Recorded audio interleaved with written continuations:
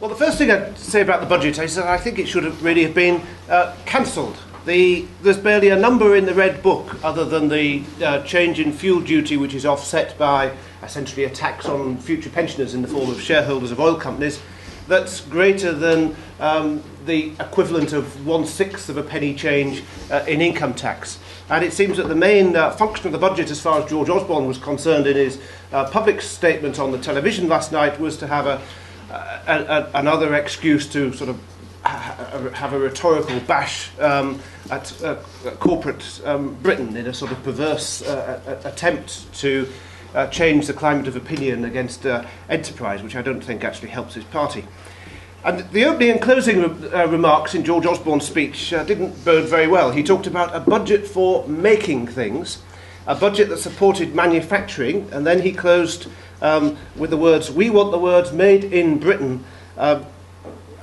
We want the words made in Britain, a Britain carried aloft by the march of the makers."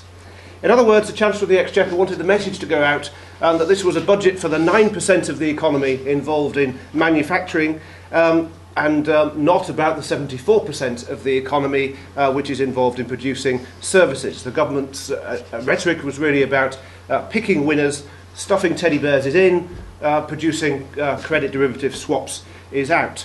Fortunately, as in other areas of the budget, the rhetoric wasn't matched by the action. And this is fortunate in this case because to attain lasting economic growth, businesses must be guided by prices and profit signals to produce what consumers value rather than what politicians think sounds good for the voters. So we need an agenda of liberalisation, and I think it's just worth reminding ourselves why this is so important, and the rhetoric surrounding the budget was this would be a budget for growth or liberalisation. Well, the government's budget deficit plans in the November Comprehensive Spending Review assumed 2.6% real national income growth.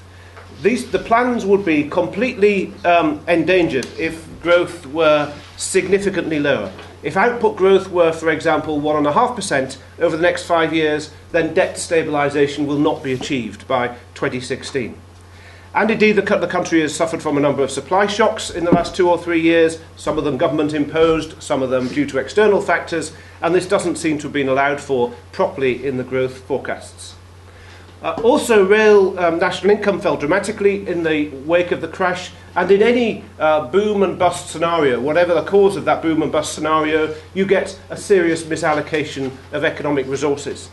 And effectively, economic resources are made redundant and they need to be redeployed. Similarly, we're having a move over the next 5 years from production in the government sector, hopefully, to production in the private sector, a reduction, relatively speaking, of government spending. And if private spending and private output is to take its place, then we need a liberalised economy in which businesses can grow and take on employees easily. I think the government is also, and the OBR is also, ignoring the real possibility that the trend growth rate has fallen by 1% or more as a result of the increases over the last 10 to 15 years from the increases in taxes, government spending and regulation. But the prize of liberalisation, as I prefer to call it, or the growth agenda, as the government prefers to call it, is huge. The very high levels of unemployment, and especially youth unemployment, suggests that there will be a very significant increase in economic output if resources which are currently unemployed were employed by businesses in useful productive activity. In short, liberalisation would lead to faster growth, higher household real incomes, lower unemployment, faster deficit reduction, and therefore lower taxes in the future.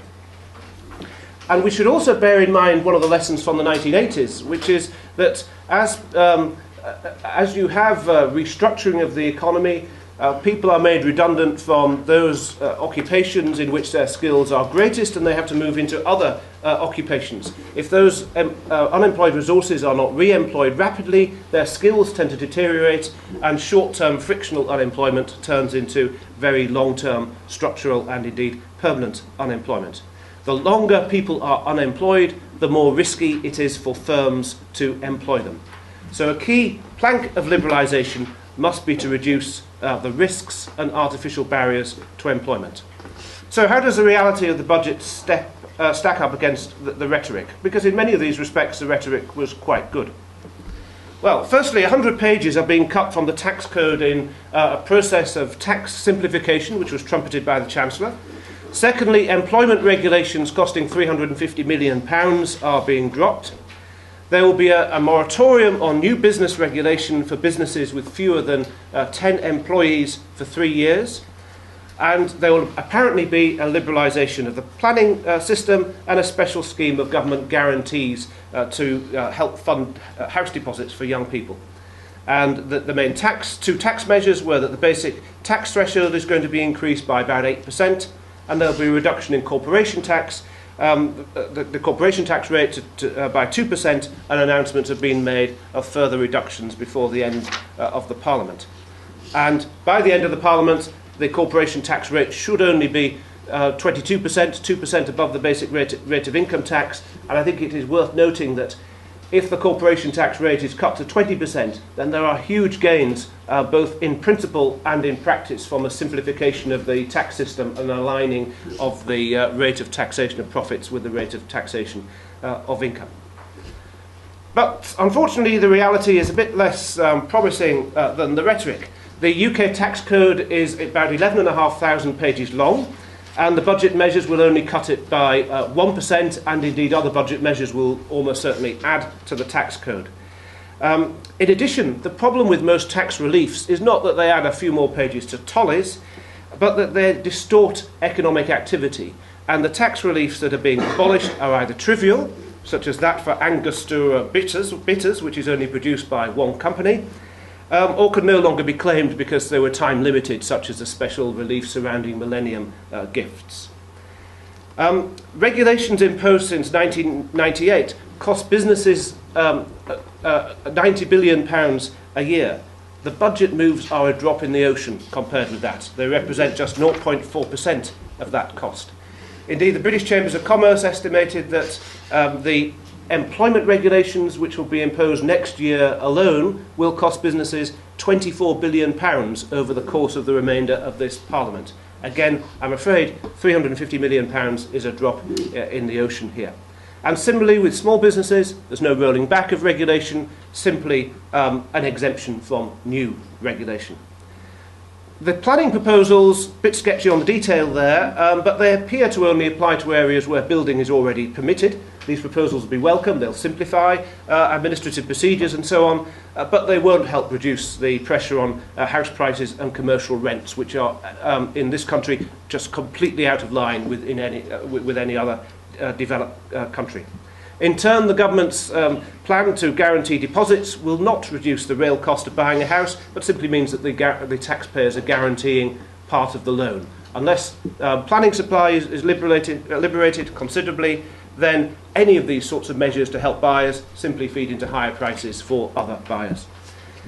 Finally, whilst the basic tax threshold will rise, there's a new perpetual stealth tax which was announced. That is that future tax thresholds are to be under-indexed relative to the retail price index. They will only be indexed to the consumer price index. And indirect taxes, funnily enough, are going to continue, for the moment at least, to be indexed to the retail price index. So from both moves, the Chancellor of the Exchequer gains at the expense of the taxpayer in a very non-transparent way. So we had a stalling of the rate of increase in government burdens on business and a consequent reduction in uncertainty for business, which I think is welcome. The planning reforms are a move in the right direction. And if George Osborne is to take any credit from this budget in the long sweep of history, and I don't think this is necessarily a trivial matter, the inheritance he received was not a good one, then rather, as with his plans on public spending, I think it's because he'll be able to say that he stopped the tide and tentatively began to turn it back.